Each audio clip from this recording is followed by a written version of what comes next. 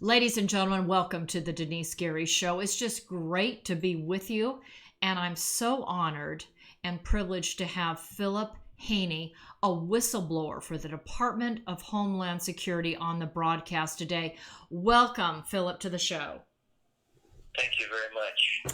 Ladies and gentlemen, I want to remind all of you, See Something, Say Nothing. See Something, Say Nothing is a fabulous book that he wrote. We're going to talk about some really important things concerning Turkey and a Muslim organization here in the United States that really would like to see Sharia law positioned above the United States Constitution, and we'll try to take a few minutes to deal with that at the end of the interview.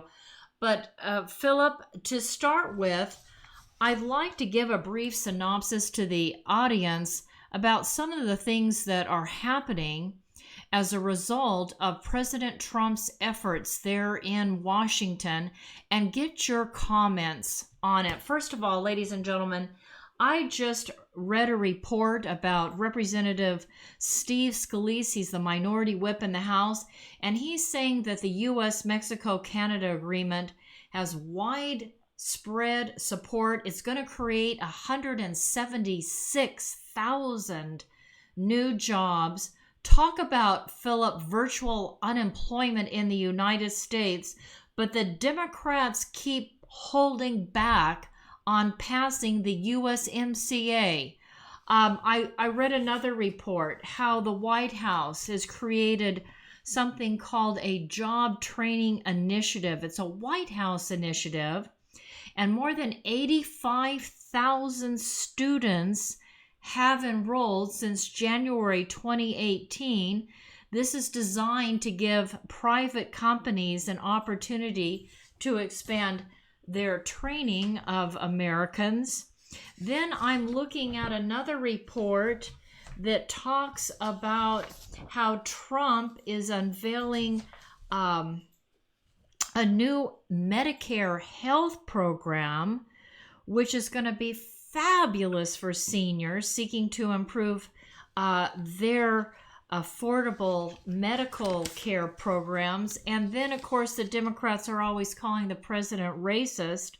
I just read that the president spoke on Tuesday to the National Historically Black Colleges and Universities Conference, talking about how he has signed an executive order where these black colleges and universities will no longer be restricted from accessing federal funding for projects, and he's raising veterans compensation, giving them a cost of living raise. Philip Haney, I look at all these fabulous things that the President of the United States is doing, and I don't hear about that through the mainstream media. Your thoughts, sir? There's a lot of things that President Trump is doing that are not being reported. And just to echo what President Trump said, I believe yesterday during a press conference with the leader of Finland, that Nancy Pelosi is completely obsessed with impeachment, and she's literally not doing anything else on the agenda. And I think he's right to point to that, because if the majority party in the House right now was really sincere about the welfare of the country, aside from their impeachment efforts, they would be working on legislation to improve the country, wouldn't they? I just see wall-to-wall coverage. I turn on Fox News, CNN, MSNBC. It's wall-to-wall coverage on impeachment. And yet all of these fabulous things are happening on the sidelines. And I'm just wondering why the Democrats are not working to provide the American people more jobs. 176,000 more jobs as a result of finally passing the USMCA agreement. I mean, talk about important. But even you and I today, we want to talk about this impeachment crisis, because in addition to all the good things that the president is doing, we've got these Democrats, they're in Congress, in the House of Representatives, working nonstop to prevent a man who actually cares about the American people, has worked nonstop to make sure that people of all ethnic groups, races, have a job and are experiencing wage increases. And I wanted to ask you, sir, you're a whistleblower. You've been a whistleblower yourself and paid the price as a result of being a whistleblower. I wanted to ask you, in light of the fact that this so-called whistleblower really is somebody that wasn't even there, i.e., listening in on the phone call. Apparently, the person that was listening, or people listening to the phone call, reported out to this fraudulent individual who then immediately, the news tells us that yesterday we just learned that this individual that got information second or third hand went to a Democrat's office, Adam Schiff's office, before ever even filing a complaint, as if to find out what he could do to undermine the president of the United States. Could you speak to that, Philip? And do you believe that there should be a formal ethics complaint filed by the Republicans in the House? Your thoughts, sir? Let me start with the last question, and that's already in process. Now 45 Republican members of the House endorsed a legislation to censor Adam Schiff for his handling of he's chairman of the Intel Committee. Right. For the way he's been handling or mishandling the whole whistleblower and impeachment process. So now I'd like to talk about the actual person they call the whistleblower. Mm-hmm. The reason I said all along that he's not really a whistleblower, which I'm thankful I can say I've been right about, Mm-hmm. and not in a boastful way. I don't mean it that way. No, sure. Go ahead. I look at it, I see the news, I listen to the information, and then I compare it to what a real whistleblower would be doing at this moment in time. And first of all, the most fundamental reason why it's not a real whistleblower is because he didn't follow the process through the Inspector General. You are supposed to go up your chain of command to your immediate supervisor, and then what we call the chief, and then the next level up, and then it goes to the IG. The IG takes a look at it, gets back with you, this looks serious, let's go ahead, and off you go. This person did not follow the procedure. That means that he's not really a whistleblower. He's a leaker. Exactly. And I just received another email from the White House today giving a very detailed list. 125 different leaks have been documented right out of the center of the White House. This particular individual, who apparently was with the CIA, the way I see it was assigned. He was given this job. We call him collateral duty. He had the honor of going over and working inside the White House with another team of people, listening to phone calls, making transcripts, all the things that they might have been doing. And what he was doing along with that was transcribing, taking notes, listening, however he recorded it, compiling this information, and then like a barista at a coffee shop, he was literally handing cups of coffee right over the counter to his colleagues outside of the White House. And that would include Adam Schiff's office. Adam Schiff's office. He went right to them. Adam Schiff, Nancy Pelosi, Jerry Nadler, Chuck Schumer. It's probably a pretty long list. Mm-hmm. And so what they did is they engineered this to give him retroactive protection, designated him falsely as a whistleblower, and tried to use this as a way of strengthening their case for impeachment.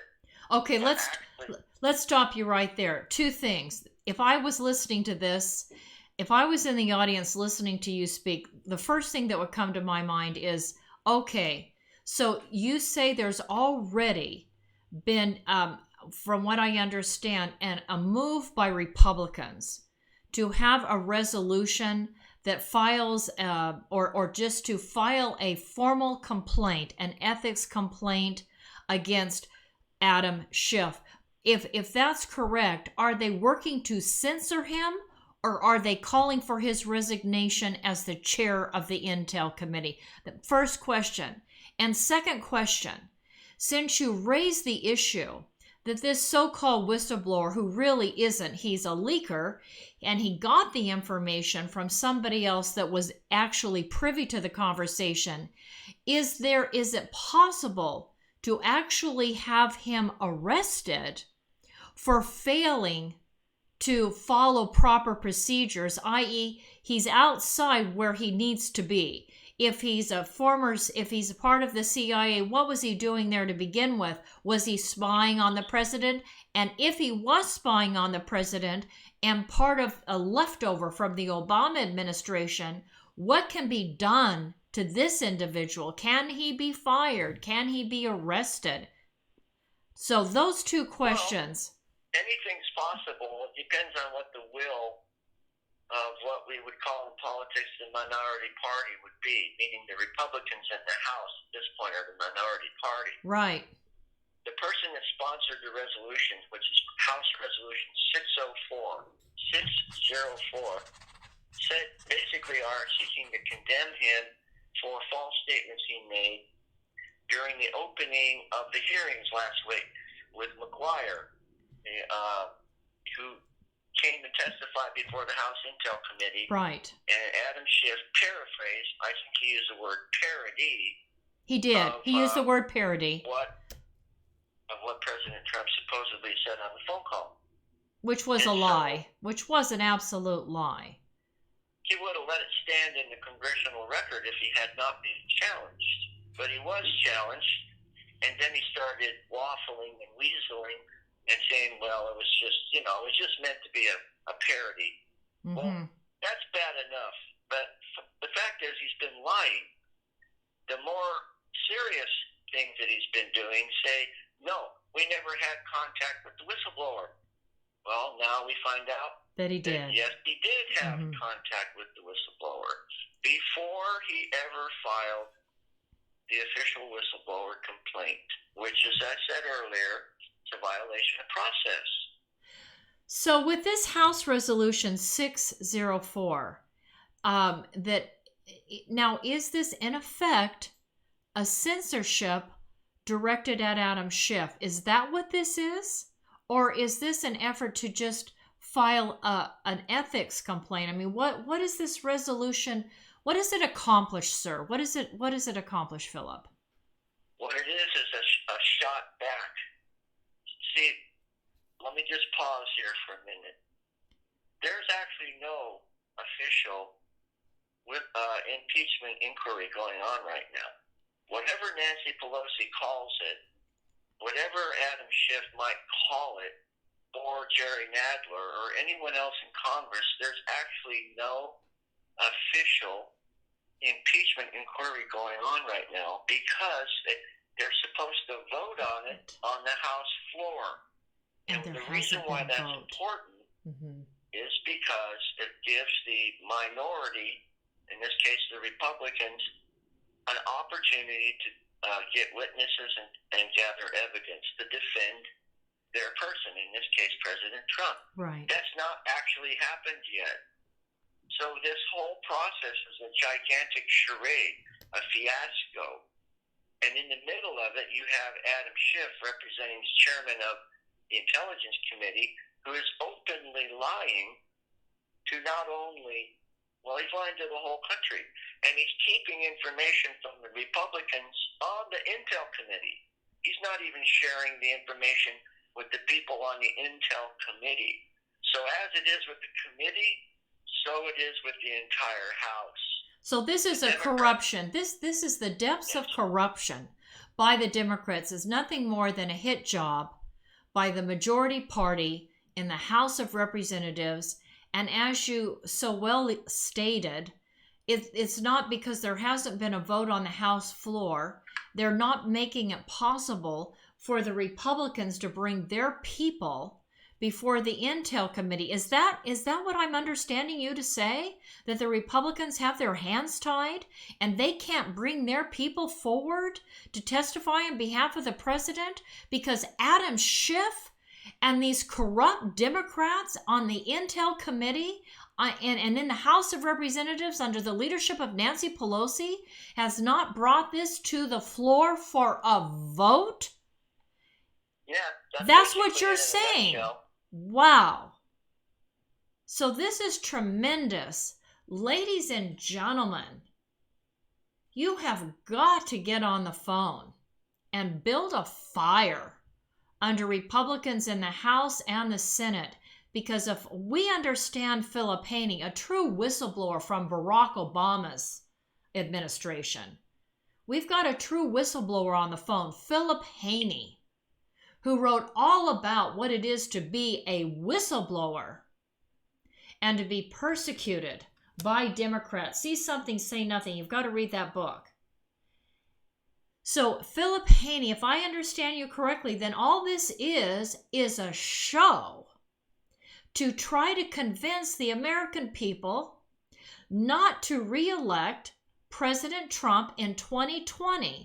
They're trying to orchestrate a fraud on the American people to prevent a man that's trying to get the USMCA agreement that's going to create 176,000 new jobs created for the American workers, trying to help black people, trying to get a university education, and allow these black universities and colleges to do what they need to do to get funding, to try to get job training accomplished, to raise the salary of our veterans. I mean, this is a man that's doing everything he can to demonstrate, show his love for the American people. You know, talk is cheap. He's actually doing the work of trying to demonstrate his love for the American people. And we've got Democrats trying to subvert his leadership. And go ahead, Philip. The thing about the impeachment, just count this on your fingers when I give you this list. All right. The Democrats are not only trying to impeach Trump, they're trying to impeach the 63 million voters that voted for 63 million people that voted for him. There you go. They're trying to impeach every single person that ever worked in the administration. Mm-hmm. That's two. Number three, they're trying to impeach every policy that he's passed, including the ones that you just mentioned. Those would be impeached too. Right. Number three, they're trying to impeach every single person who had the courage to actually say in public that one of those policies benefited them in some way or another. That's four. Five, he's trying to impeach everybody that has a job now that didn't have one 2 or 3 years ago. That's six. Number seven, everybody who is not on food stamps now. There you go. Right. Number 8, 9, and 10, anybody in any one of the several ethnic groups that President Trump's policies have helped over the years since he was president. Yes. That means they're disenfranchising about 70% of the entire country. Right. Because they say that they know better. Mm-hmm. That's right. They are abusing their authority. They're not following procedure, and they're trying to swindle us out of a legitimate election. They're saying they know better than 70% of the entire country. And if they were successful, what do you suppose they would do to all those different classes of people that I named? They would punish them all in one way or another. You could never say anything good about President Trump without losing your job, having some sort of social problem, because you are not allowed to ever mention that president's name again. We know what's better. You cannot ever say anything positive about Trump. After all, we impeached him. I'm already getting in trouble for standing up for President Trump. Ladies and gentlemen, what Philip Haney is saying is so true. And this process that the Democrats are putting the American people through is not even something that we could consider a legal process, because it's a political process, right, Philip? This is a political process. And so there's nothing legal about it. Nothing. It's all political. It could be done according to constitutional tradition, but it hasn't been. But it hasn't been. The whole thing has just been orchestrated and in bad form, not following protocol. You said at the beginning of the show that you're supposed to go through a chain of command. Having been a whistleblower, that you're supposed to go through your supervisor, and that supervisor then takes it on up the chain of command till it gets to the Inspector General. Is that correct, Philip? Yes.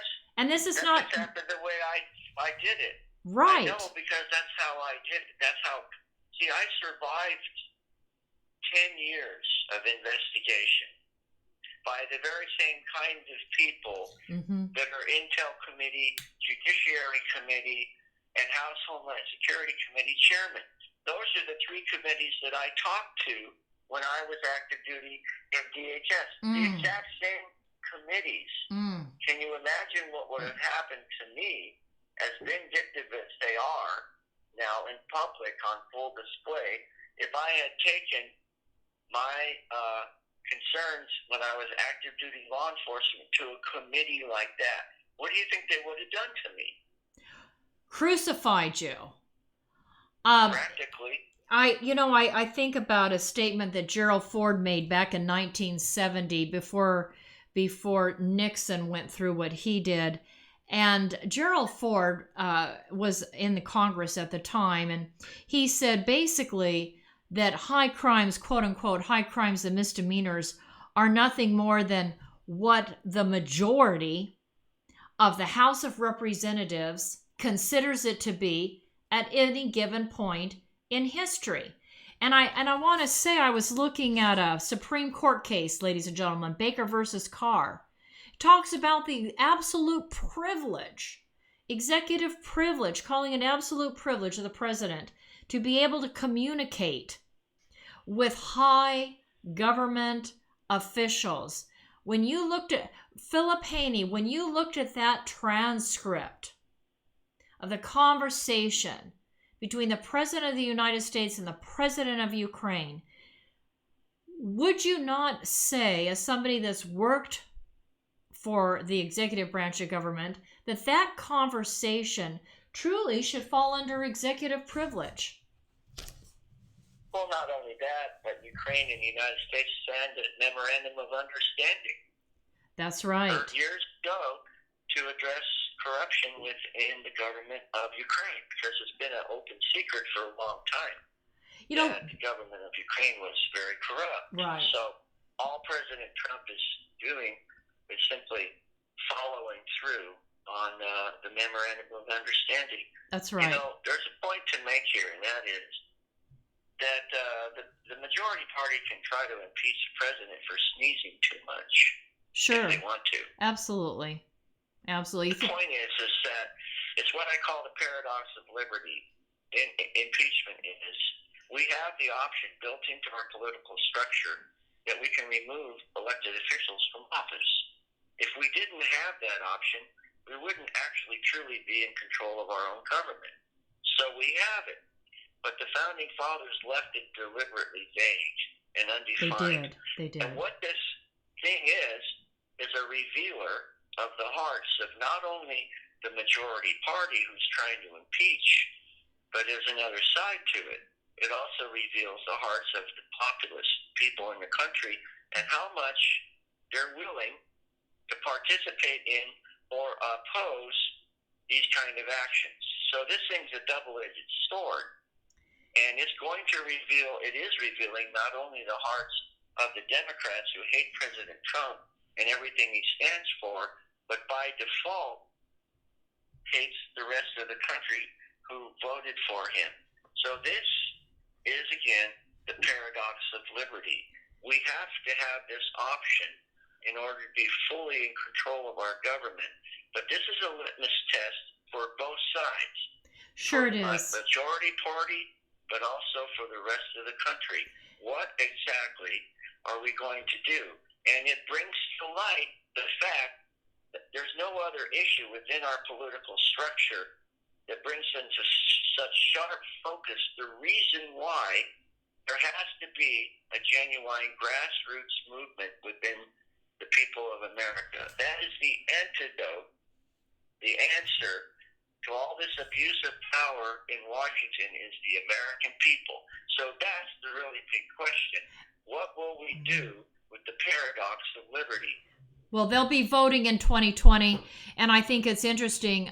Trump gets an approval poll that may shock the Democrats. He just went up 2 points in a poll that just came out, I understand, today. So despite everything that the Democrats are doing, President Trump's approval rating just went up 2 points. It may continue to increase.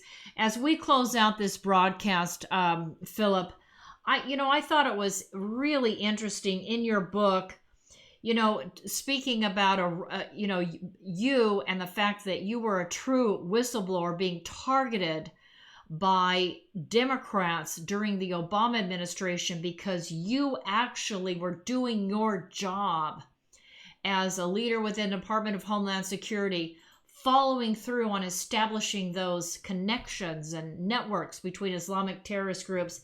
And I thought it was interesting, and I want to close with this and get your thoughts real quick. At the United Nations General Assembly just last month, towards the end of September, we had the president of Turkey, a man that has a horrible human rights record, a man that's called for the destruction of Israel, a man that won't accept the fact that the Turks were involved in the genocide against Armenians at the turn of the last century and are responsible for the massacres of Christians and Greeks, and now wants to overtake the whole of the island of Cyprus. We had that man, the president of Turkey, on U.S. soil meeting with Islamists, Muslim leaders, including the Secretary General of the U.S. Council of Muslim Organization. And this man, the Secretary General of the U.S. Council of Muslim Organizations, you talked about him in your book on page 58, and again you talked about it on page 172, and the fact that this is a person that believes that the same kind of system of government in Turkey where Christians are persecuted, where Jews dare not live, this is the same man who lives in the United States that's orchestrating a movement by Muslims in America to get elected to office and to change our culture, our very way of life in the United States. And, I want to get your thoughts on that because, what a tremendous thing that we can even be able to talk about, that we wouldn't be able to talk about if we were living in Turkey. We would be arrested and tortured if you and I ever even had the audacity to speak out about an organization that really wants to change the civilization and a culture of another country. Philip, would you speak to that for just a moment? Sure. The reason why we have hope in the middle of all this chaos and anarchy and abuse of power is real simple.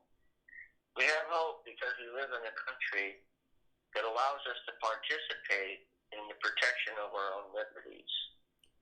There's no country in the world that has it, other than maybe Israel, that has that built into their political structure. That's right. Good, bad, or otherwise, there's a reason to be hopeful because we can still participate. Now, as far as the USCMO goes, that's Usama Jamal that you're talking about. Right. He's out of Chicago, called the Bridgeview Mosque. He's one of the top leaders of the Muslim Brotherhood in the entire United States. I used to track him when I was still active duty because that was my focus. I focused on the Muslim Brotherhood. And on the 16th of December 2017? Yes. When President Trump designated or recognized Jerusalem as the capital of Israel. Right. That was the 6th of December. 10 days later, the USCMO, the same organization you're talking about, organized a rally on the South Ellipse at the Capitol, the U.S., I should say White House, the South Ellipse of the White House. Well, I disguised myself and I went to it. And I literally stood next to Osama Jamal, Mihad Awad, and all the rest of the leaders of the USCMO. Well, they shouted, "From the river to the sea, Palestine will be free," over and over and over again. And I also heard with my own ears when they declared Erdogan, the leader of Turkey that you started this part of the conversation mentioning, as the legitimate leader of the global caliphate, which is going to be run by Sharia law. They said it right there. It's in sight of the U.S. Capitol. Right. That Erdogan is and he was endorsed. He was given the approval by Yusuf al-Qaradawi. He is the sheikh, the global leader of the Muslim Brotherhood. So this has Muslim Brotherhood written all over it. I saw it myself in Washington, D.C. on the 16th of December, 2017. And that same group, USCMO, is literally, this past week, meeting with people in the State Department in Washington to influence them on our policy. Right. This particular one is Jammu and Kashmir, the conflict between India and Pakistan. Sure. The same people are going inside the State Department, literally, as we speak, who are calling for the implementation of a global caliphate under the authority of Sharia. And ladies, that's happening right now. That's right. And ladies and gentlemen, for those of you who may not know, caliphate means global rule.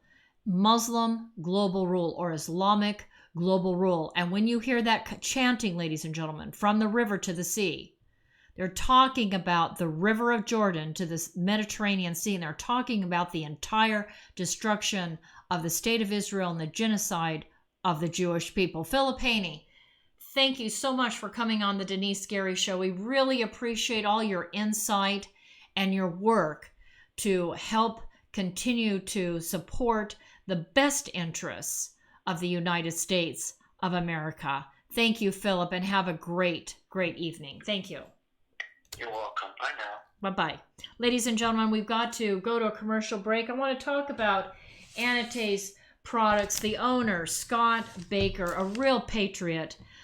This is a man, the owner of Anatase Products. He builds the kinds of things, technology, specialized technology, things involved in helping promote the nuts and bolts of the of America's defense industry. He provides anything that might be needed by forward-leaning manufacturers and distributors of hardware. He provides all kinds of things to the major defense and aerospace companies around the United States for anything that flies, including satellites that orbit planet Earth. Anatase Products can help make what you need. Call Scott Baker, former Marine Corps officer, at 661 area code 822-6873, 661 822-6873, manufacturer of aircraft fasteners and materials, testing laboratory. They're certified. They can handle top secret plan specs. Whatever you need to have done, contact Anatase Products. And let's go to our Frugatti's commercial. I want to thank both the owner of Frugatti's restaurant, Ralph Frugaletti, and Scott Baker of Anatase Products. I want to thank both these men for advertising on the Denice Gary Show. We need to hear from you. If you would like to make a tax-deductible contribution as we come up towards the end of 2019, please do so. We need it. We're not on anybody's payroll. We're an independent podcast broadcasting organization. And if you write a check or send a money order to the Middle East Initiative, I'll write you a thank you. We'll give you the tax ID number. We have a 501c3, my educational foundation, the Middle East Initiative. And if you'd send that to Post Office Box 82162, Bakersfield, California 93380, would be greatly appreciated. Let's go to Frugatti's commercial.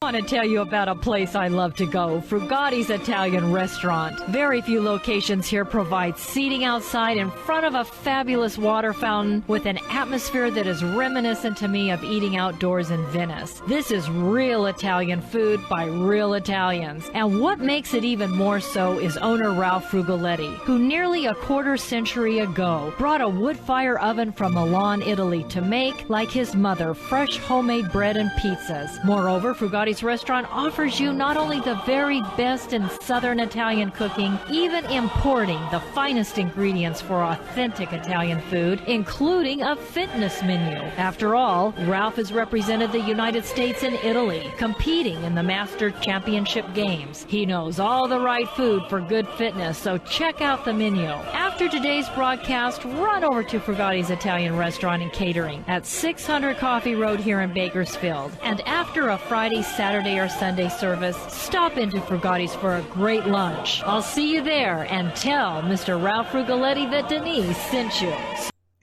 Thank you for listening, ladies and gentlemen, to the Denice Scary Show. And please, whether on Facebook or YouTube, share this broadcast out.